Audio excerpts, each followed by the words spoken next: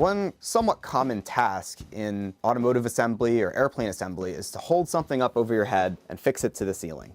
So if you're putting a part on the bottom of a car or on the roof of an airplane.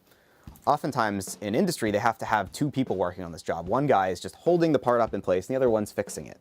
One way to handle this difficulty might be to have an extra arm attached to your shoulder, come up, hold the part in place, and that frees up both your hands to work on the task instead of needing an extra person or requiring one of your regular hands.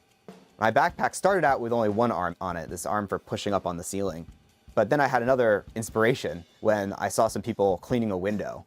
And they had to use one hand to hold on to the side of the building to keep themselves stable while they use the other arm to work.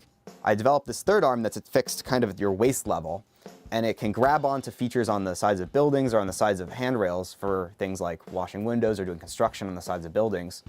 And what it can do is provide a degree of active stabilization.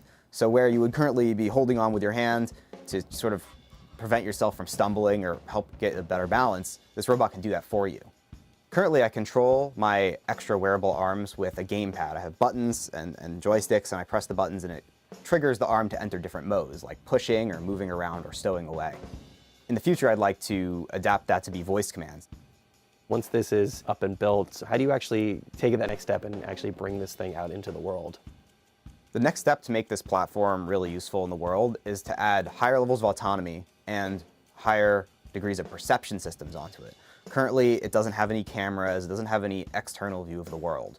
But the research in robotics overall has developed these really great open source mapping software that we could use to just slap some cameras onto the shoulder of this robot, allow it to see the world, perceive where there might be obstacles, where it should grab, where it should push, where it should not touch, and in that way enable a higher degree of autonomy.